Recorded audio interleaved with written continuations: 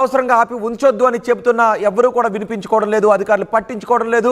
Toll ప్లాజాల నిర్వాహకులు కూడా కేవలం టోల్ ప్లాజాల దగ్గర డబ్బులు తీసుకుంటున్నారు తప్ప ఆ రోడ్డు మెయింటెనెన్స్ ఎలా ఉందో చూడట్లేదు.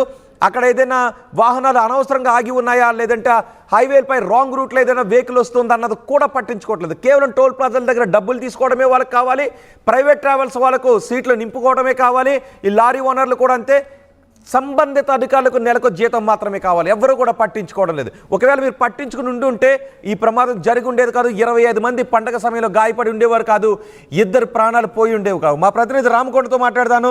రామకొండ, ఈ ప్రమాదానికి అతివేగమనే తెలుస్తుంది. గాయపడిన 25 మంది పరిస్థితి ఏంటి? Right, thank you Rohit. ఏదైతే నిన్న జరిగిన జడ్చర్ల పట్టణంలోని జాతీయ రహదారిపైన కూడా గోల్డ్ రోడ్డు ప్రమాదం చోటు చేసుకుని చెప్పుకోవచ్చు. ముఖ్యంగా అయితే జాతీయ రహదారిపై మనం చూసుకున్నట్టు 44 జాతీయ రహదారిపై అయితే ఈ సంక్రాంతి పండుగ ఇంకా 3 రోజులు ఉండదు కాబట్టి ఈ నేపథ్యంలో కూడా సిటీలో ఉన్న ఏదైతే ప్రజలు గ్రామీణ ప్రాంతానికి వెళ్ళిన నేపథ్యంలో కూడా ప్రైవేట్ ట్రావెల్స్ బస్సులో కూడా ఎక్కువ ప్రయాణిస్తారు. ఎందుకంటే రాష్ట్ర ప్రభుత్వం ఆర్టీసీ బస్సులో కాకుండా ప్రైవేట్ ట్రావెల్స్ బస్సులో కూడా ఉన్న నేపథ్యంలో కూడా వాళ్ళు పోవడానికి ఈజీ ప్రయాణం జరుగుతున్న నేపథ్యంలో కూడా వాళ్ళు గ్రామీణ ప్రాంతానికి వెళ్ళడానికి వాళ్ళు వెళ్తుంటారు. ఈ నేపథ్యంలో నిన్న రాత్రి రోడ్డు ప్రమాదం మనం విజువల్ లో చూసినాం కదా. అయితే సిటీ ఫుటేజ్ లో చూసిన విజువల్ చూస్తుంటే చాలా భయంకరంగా ఉంది చెప్పుకోవచ్చు. అయితే లారీ హైవే పైన కూడా ఆపుకున్న నేపథ్యంలో కూడా ఒక కారు ఏదైతే కారు టైర్ పంక్చర్ అయిందా అని నిన్న రాత్రి పోలీసులు నిర్ధారించుకు వచ్చారు. టైర్ పంక్చర్ సైడ్ తీసుకున్న లోపల అతివేగంగా వచ్చిన బస్సు కూడా తప్పించబోయే లారీకి ఢీకొట్టిన పరిస్థితి కనిపిస్తుంది. స్పాట్ లోనే లారీ క్లీనర్ కూడా చనిపోయినది కనిపిస్తుంది. ఇంకో బస్సులో ఉన్న ప్రయాణికులు ఒకరు చనిపోయినట్టు తెలుస్తుంది. ఏదైనప్పటికీ కూడా అతివేగంగా చెప్పుకోవచ్చు. ఆ విజువల్ క్లియర్ గా మనం చూస్తున్నాం. అయితే అతివేగంగా ఈ ప్రమాదం జరిగిందని అక్కడ స్థానికులు తెలుస్తుంది. ముఖ్యంగా బస్సులో ప్రయాణించిన 25 మంది కూడా క్షతగాతులను కూడా మహబూబ్నగర్ జిల్లా ఆసుపత్రికి రాత్రి పోలీసులు తరలించారు. వాళ్ళకు కూడా ప్రథమ చికిత్స అందించారు. ఇప్పుడు వాళ్ళకు పరిస్థితి బాగానే ఉంది చెప్పుకోవచ్చు రోహిత్.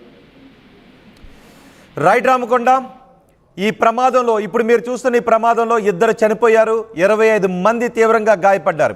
వారందరికీ దగ్గరలోని ఆసుపత్రిలో చికిత్స అందిస్తున్నారు. నిజానికి ఇంటికి వెళ్ళి అయిన వాళ్ళతో బంధుమిత్రులతో ఆనందంగా ఉంటాము అని అనుకున్న వాళ్ళు ఇప్పుడు ఆసుపత్రిలో చికిత్స పొందడానికి కారణం ఎవరు? 2 తిరిగి రాని లోకాలకు వెళ్ళిపోవడానికి, వాళ్ళ కుటుంబాల్లో విషాదాన్ని నింపడానికి కారణం ఎవరు? అక్కడ ఆగి ఉన్న లారీది బహుశా నాకు కనిపిస్తుంది.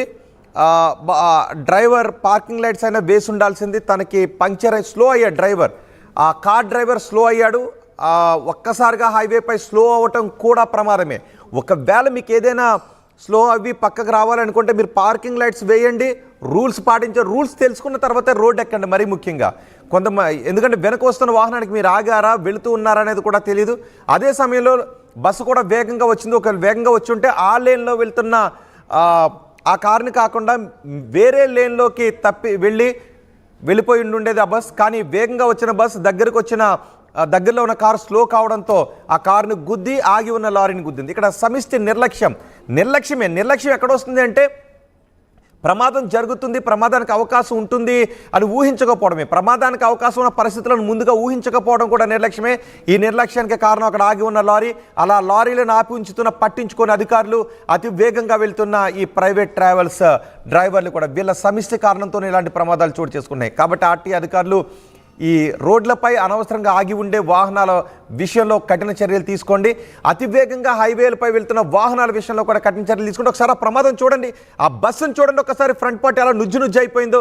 అందులో డ్రైవర్ కూడా మరణించినట్టుగా తెలుస్తుంది. ఫస్ట్ ప్రమాదానికి గురయ్యేది డ్రైవర్. నీకు ఒక కుటుంబం ఉంటుంది, మీ ఇంట్లో పిల్లలు కూడా నీ కోసం ఎదురు చూస్తారు అని గుర్తుపెట్టుకో. నీ బస్సులో తీసుకువెళ్తున్న అంతమంది జనాలకి కుటుంబాలు ఉంటాయి, వాళ్ళ కోసం ఇంటి దగ్గర ఎదురు చూస్తూ ఉంటుంటారు. వాళ్ళ ప్రాణాలు నీ చేతిలో ఉంటాయని గుర్తుపెట్టుకో. అతి వేగంగా పోవడం కారణంగా నీ కుటుంబం రోడ్డున పడుతుంది, నీ బస్సులో ప్రయాణం చేస్తున్న మిగిలిన వాళ్ళ కుటుంబాలు కూడా రోడ్డున పడతాయి. బస్సు చూడండి ఒకసారి ఎంత నుజ్జు అయిపోయిందో. మొత్తం డ్రైవర్ అందులో నుజ్జు అయిపోయాడు, అందులో ఇరుక్కుపోయాడు. మిగిలిన పాసెంజర్లకి గాయాలయ్యాయి, 2 చనిపోయారు. సో రోడ్లపై వెళుతూ ఉన్నప్పుడు రూల్స్ను పాటించండి, వేగ నియంత్రణ పాటించండి. మీకు మరీ ముఖ్యంగా నిద్ర వస్తే పర్వాలేదు, అరగంటైనా గంటైనా పక్కకి, అంటే ఆపాల్సిన ప్లేస్లోనే, ఆపకూడని ప్లేస్లో కాదు. ఎక్కడైతే కొన్ని ప్లేసెస్ ఉంటాయి ఆ ప్లేసెస్లో రోడ్డుకి కొంచెం దూరంగా ఆపి కాసేపు పడుకునైనా వెళ్ళండి. కానీ నిద్ర వస్తూ ఉన్నప్పుడు ఆ కునుకుపాట్లో మాత్రం మీరు వాహనాలను డ్రైవ్ చేసుకుంటూ వెళ్తే మీరు ప్రమాదాలకు గురవుతారు, మీ కారణంగా ఇతరులు కూడా ప్రమాదాలకి గురవుతారు.